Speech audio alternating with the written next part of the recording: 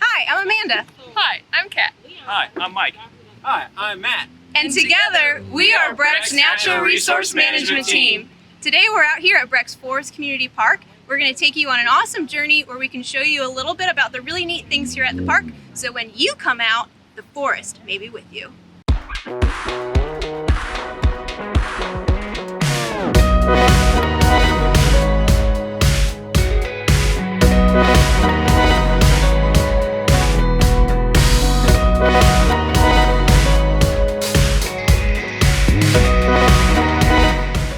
So here we have a true gem of the forest. Some might call it a devil, some might call it an angel, but this is Aurelia Spinoza, which is the devil's walking stick.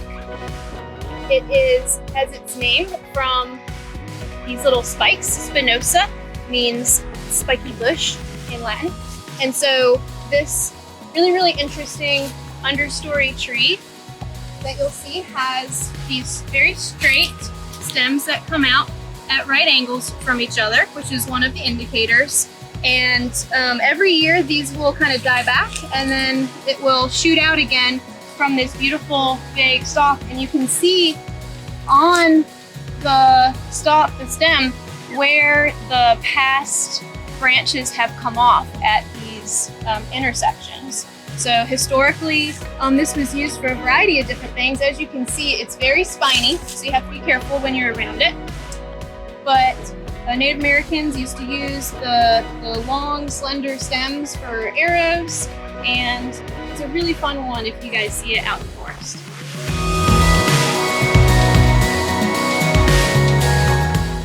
Hi, so this is one of my favorite parts of this park. This is what we like to call the Poplar Cathedral.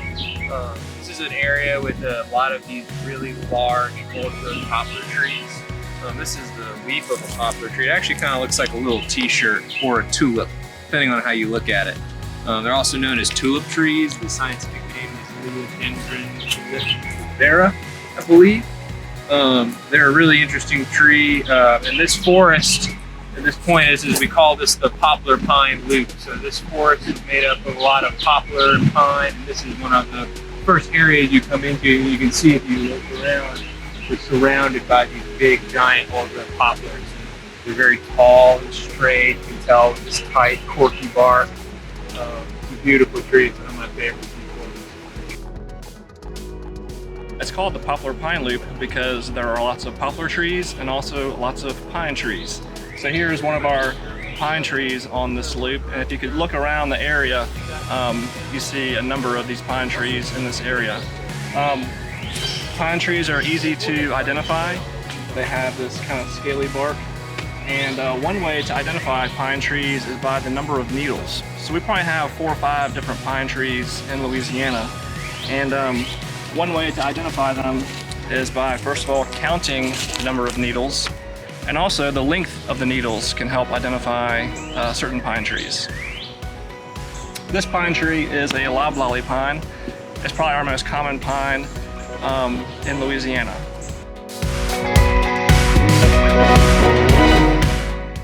So we're in one of our wetlands here in Forest Park. There are several ways to identify a wetland. One way is by the species that occur in wetlands. Certain species are typical or associated with wetlands. So such as this one right here, this is probably Juncus effusus, which is the common rush. One way to identify rushes is by their stems. People often say rushes are round. That's one way to identify a rush. But other ways to identify wetlands is by if there's indicators of hydrology. So here you can tell the soil is moist, and that's one way to identify a wetland. And also if you dug up the soil and looked at the color of that soil, wetland soils have certain characteristics that wetland scientists use to identify wetlands.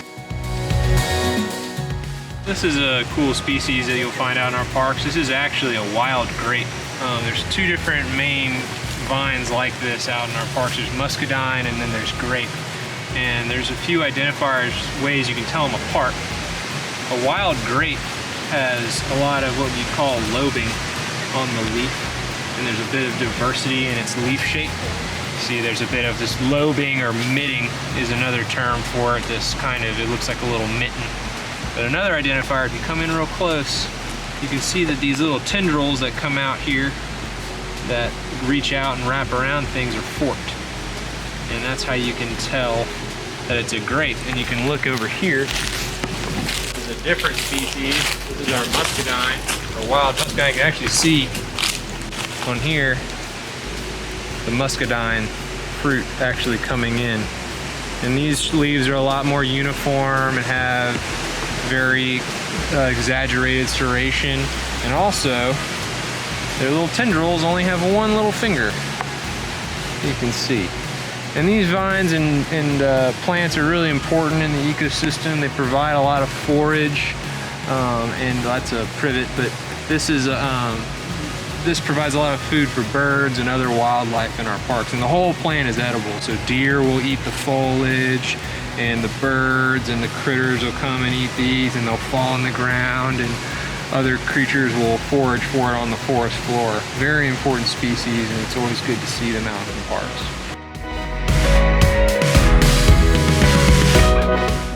In this area of Forest Park, we do have a bunch of magnolias. So this is the magnolia. I'm sure you're very familiar with them. They do hold the state flower. So they're gonna have a really smooth bark that often gets some of these, I think, slime molds on them. So they have these really big waxy leaves that are gonna be super duper thick and dark, and they oftentimes get brown on the bottom. And they grow these flowers, and oftentimes these flowers have this hairy husk on it. So people will find these on the ground and think it's, you know, some critter, but it actually is just a capsule for the flower. And once these flowers bloom, it'll create this, which is their seed pods. That kind of looks like a hedgehog, which is also precious. So this is a better example of the capsule you find on that flower. As you can see, it looks like just a skin of an animal, but it is actually just from our state flower, the magnolia tree.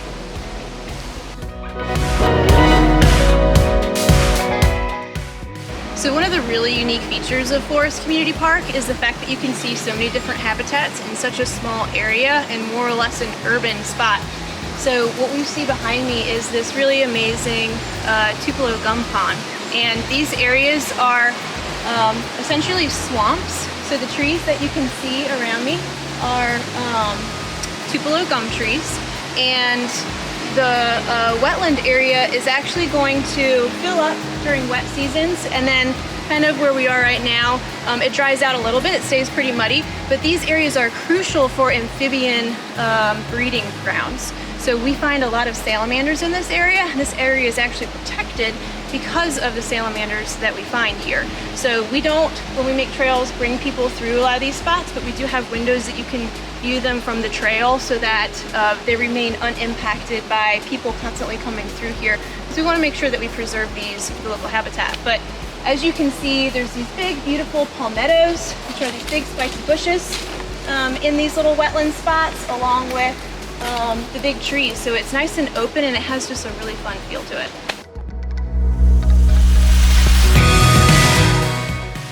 This is one of our more interesting plants in Forest Park. Its common name is green dragon. It is in the arum family. It's common in kind of damp woods here in Forest Park. It takes some imagination to refer to its common name, but these berries in the fall will turn red. So that's kind of thought as being the fire of the dragon, with its leaves being the wings. So again, green dragon. And while I call these leaves, this is actually one big leaf with separate leaflets. One interesting fact about this plant is that it can be either a male or a female, depending on habitat conditions. Typically when they're younger, they're always male, but when they're older, they become female. Although, like I said, depending on habitat conditions, they can change from male to female each year. One way to identify whether or not it's a male or a female is if it has these berries. So we know this is a female because it has the berries.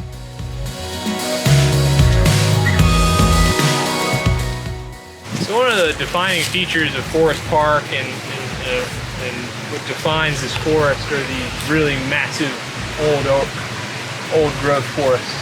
And this is a massive, one of these massive trees. This is a large cherry bark oak, a Quercus pagoda. And it really defines this forest. It's aging. We have lots of fallen trees and fallen rotting trees in this forest that really kind of create a lot of habitat. But one of the other defining features is we have a really large oak diversity in this park. And I can show you a few of them down here. I've laid out a few different specimens. As you can see, just from walking around, I've found at least 6 different oak species here. I have a cow oak. This is a post oak. Another white oak. This is Quercus alba, the white oak, and these 3 are in a family of white oak, along with the pin oak, which is here, and I've got the water oak, and this is a red oak. This is the Quercus pagoda that's behind me.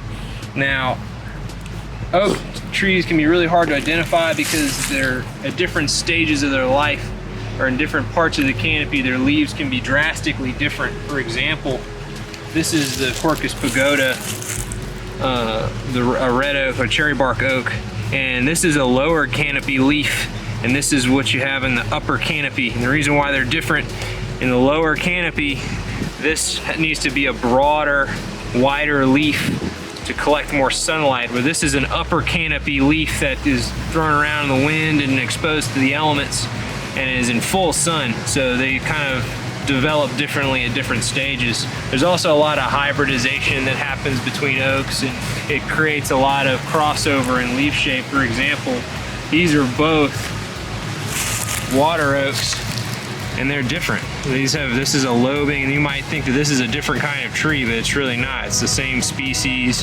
just a different phenotype that's distributed in this leaf.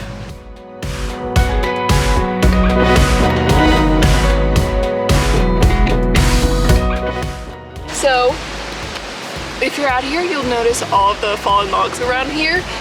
Some people may view it as an obstacle, but these guys are actually really good for the forest.